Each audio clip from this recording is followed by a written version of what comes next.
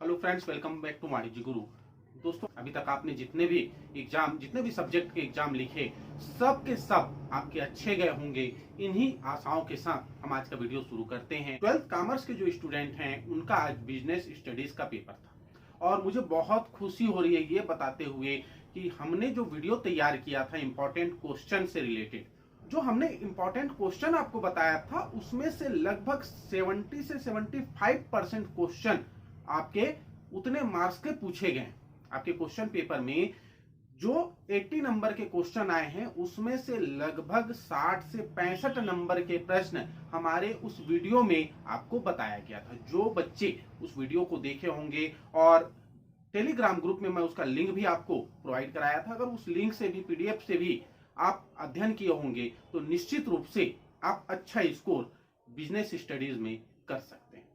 ऐसे ही और useful content के लिए अगर आप चाहते हैं कि आपको अकाउंट के भी इसी तरह के और इंपॉर्टेंट क्वेश्चन मिल जाएं, तो उसके लिए अगर अभी तक आपने चैनल को सब्सक्राइब नहीं किया है तो चैनल को तुरंत सब्सक्राइब कर लीजिए, बेल नोटिफिकेशन को ऑन कर लीजिए। इसके बाद आपका इकोनॉमिक्स है। इकोनॉमिक्स मेरा सब्जेक्ट नहीं है, इसलिए इकोनॉमिक्स में मैं गारंटी के साथ क्वेश्चन पेपर नहीं दे सकता। अगर आप चाहते हैं कि इकोनॉमिक्स के भी पेपर इंपॉर्टेंट क्वेश्चन आपको दिए जाएं, तो कमेंट करके जरूर बताइए, और कमेंट करके ये भी बताइए कितने नंबर के पेपर आपने आज सॉल्व किया और कितने नंबर आप अचीव कर सकते हैं, ला सकते हैं। एक बार देखते हैं कि कौन कौन से प्रश्न जो हमारे इस पीडीएफ में थे और आपके क्वेश्चन पेपर में भी आए। देखिए, मैंने शुरू ही कहा था कि 1 नंबर वाले जो क्वेश्चन हैं उनकी कोई गारंटी नहीं होती है, वो कहीं से भी पूछे जा सकते हैं, इसलिए आपको बहुत ज्यादा उसके ऊपर विश्वास मैं नहीं दे सकता कि वो ही प्रश्न आएंगे। लेकिन जो लॉन्ग आंसर है और शॉर्ट आंसर क्वेश्चन है, वो मैंने पहले ही बताया था कि बहुत हद तक ये संभावना है कि यही प्रश्न आएंगे। मैंने साथ ही आपको अगर याद होगा तो एक चीज बताया था मोटिवेशन से रिलेटेड, अभिप्रेरणा से रिलेटेड, कि अगर आपकी किस्मत खराब हो और इस साल ना आए तो अलग बात है, नहीं तो अभिप्रेरणा के क्वेश्चन आते ही थे। और लगता है आपकी किस्मत सच में खराब थी, जिसके कारण अभिप्रेरणा वाले टॉपिक से ज्यादा क्वेश्चन इस साल नहीं पूछे गए। संगठन जो ऑर्गेनाइजेशन है, उससे केवल एक प्रश्न आना होता है, तो उस पर भी ज्यादा हम फोकस नहीं कर सकते कि कौन सा प्रश्न पूछा जाएगा। तो ये 1-2 पॉइंट थे जहां पर हमारा कैलकुलेशन फेल हुआ, प्रिडिक्शन फेल हुआ। नहीं तो मैं निश्चित रूप से कहता हूं कि आपने अगर इस पीडीएफ का अच्छे से तैयारी किया होगा, हमारे क्वेश्चन अच्छे से आपने तैयार किए होंगे, तो निश्चित रूप से आप 70 नंबर से ऊपर मार्क्स लाएंगे।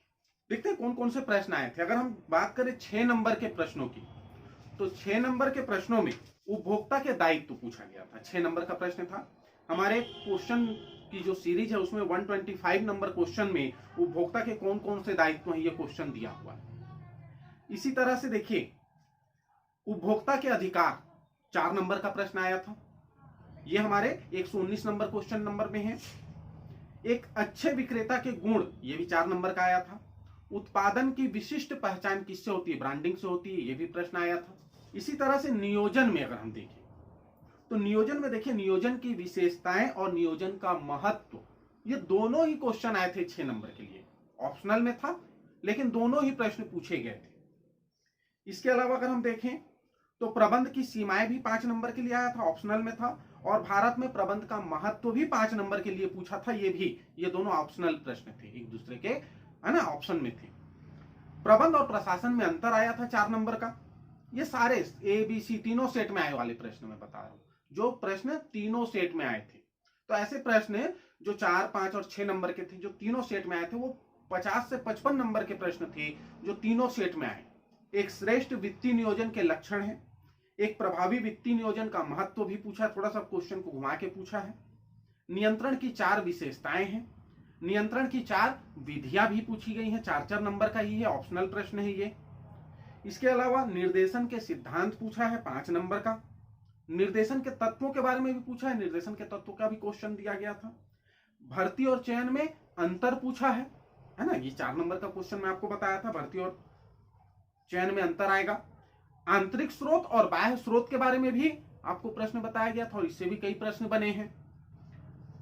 आंतरिक स्रोत भी पूछा है और बाह्य स्रोत भी पूछा है। नियुक्ति की विशेषताएं भी पूछा है, ये 3-3 नंबर के क्वेश्चन है। जो किसी सेट में होंगे, किसी में नहीं होंगे, लेकिन 2 या 3 क्वेश्चन है ना, 3 नंबर वाले 2 क्वेश्चन या 3 क्वेश्चन हर सेट में फंसा है। अगर हम बात करें 1 नंबर वाले क्वेश्चन की, तो व्यवसाय के बाह्य वातावरण को कितने भागों में विभक्त किया गया है, यह भी पूछा गया है। प्रबंध के सहायक कार्य पूछा था, प्रमुख कार्य भी पूछा था, दोनों चीज में बताया था। प्रबंध की सीमाएं भी पूछा है। नियंत्रण प्रबंध के किस कार्य पर आधारित है, यह भी किसी सेट में आया था। नियंत्रण प्रक्रिया में वास्तविक निष्पादन की तुलना किससे की जाती है, यह भी क्वेश्चन आया था। नियंत्रण का महत्व पूछा था, नियंत्रण की विधियां, नियंत्रण की विशेषताएं। तो इस तरह से लगभग मेरे हिसाब से 20 से 75% क्वेश्चन आपको हमारे इंपॉर्टेंट क्वेश्चन की जो सीरीज थी उससे आज के पेपर में पूछा गया था। अगर आपने वो वीडियो मिस कर दिया तो आप एक बार उसको फिर से देख सकते हैं कि वो प्रश्न आए थे या नहीं। आने वाला आपका इकोनॉमिक्स क्वेश्चन है। इकोनॉमिक्स के पेपर से अगर आप चाहते हैं कि आपको प्रश्न दिया जाए तो आज के आज ही आप कमेंट करके बताइए, तो हम उसको आपके लिए मेहनत करेंगे। नहीं तो इकोनॉमिक्स के क्वेश्चन मैं नहीं देने वाला हूं, सीधे अकाउंट्स के क्वेश्चन आपको मैं इंपॉर्टेंट क्वेश्चन दूंगा, और वो गारंटेड है कि उससे ही प्रश्न, अधिकांश प्रश्न उससे पूछे जाएंगे। 70% 80% क्वेश्चन आपको मेरे इंपॉर्टेंट क्वेश्चन से आने की संभावना रहेगी। अगला वीडियो आपके लिए काफी इंपॉर्टेंट है क्योंकि वो न्यूमेरिकल क्वेश्चन भी हो सकते हैं, तो वो वीडियो आप मिस मत कीजिएगा, उसे आप जरूर देखिएगा। चलिए, आने वाले जो सब्जेक्ट के एग्जाम बचे हुए हैं उनका भी आप अच्छे से तैयारी कीजिए और उनमें भी अच्छे नंबर लाइए। इन्हीं शुभकामनाओं के साथ आज की वीडियो में इतना ही। मिलते हैं अपने नेक्स्ट वीडियो में, तब तक के लिए जय हिंद, जय भारत।